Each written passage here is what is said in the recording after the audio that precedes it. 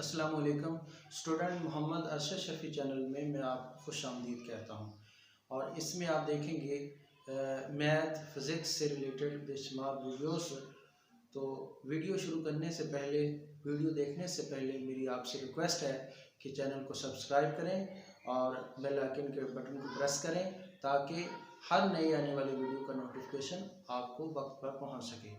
तो आए video start करते हैं। स्टूडेंट, हमने चैप्टर नंबर 5 का first topic law of gravitation के बारे में सीखा।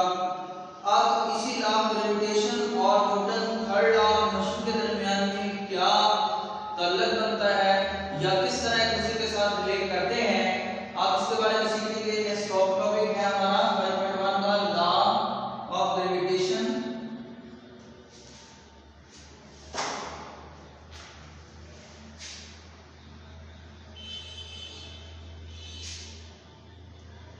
Law of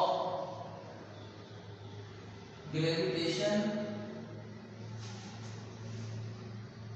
and Newton's third law of motion। Student, जैसे आपने पहले गौर किया, नोट किया कि अगर एक बॉडी जिसका मास m1 है और दूसरा बॉडी जिसका मास m2 है, वो एक दूसरे को अट्रैक्ट करते हैं फोर्स F से। एक दूसरे को जिनके दरमियान में डिस्टेंस d है और F फोर्स से एक दूसरे को अट्रैक्ट करते हैं। अगर F फोर्स m1 इसके ऊपर m1 फोर्स लगा रहा है तो इस फोर्स की वजह से m2 भी इसके ऊपर ये फोर्स लगाएगा, जो कि पहली फोर्स के इक्वल होगी लेकिन ऑपोजिट इन डायरेक्शन होगी। यानी F जो है उसकी डायरेक्शन ऑपोजिट होगी इस डायरेक्शन की, इसलिए हमने नेगेटिव का साइन इस्तेमाल किया, यूज किया। अगर हम इस फोर्स, ये जो m1 और ऑब्जेक्ट है जिसका मास m1 है, अगर ये F इसके ऊपर एक्शन करता है तो इसी तरह इस एक्शन के अगेंस्ट, इस एक्शन की वजह से ये m2 भी F इसके ऊपर फोर्स लगाएगा, जो कि इक्वल इन मैग्नीट्यूड होगा और ऑपोजिट इन डायरेक्शन होगा।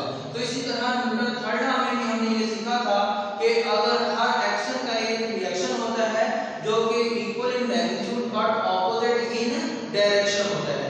तो स्टूडेंट, इसी के बारे में लिखा हुआ है, it is to be noted that m1 attract m2 toward it with a force F while m2 attract m1 toward it with a force of same magnitude F but in opposite direction।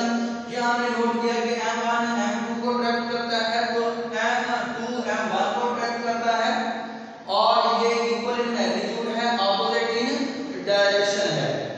If the force acting on m1, अगर m1 के ऊपर जो force act करती है, is considered an action, अगर हम इसको action सबर करें,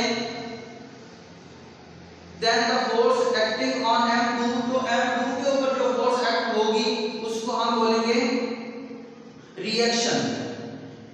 m2 will be reaction।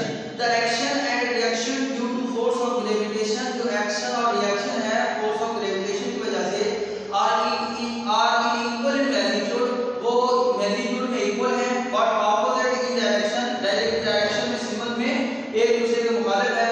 This is consistent with the Newton's law of motion।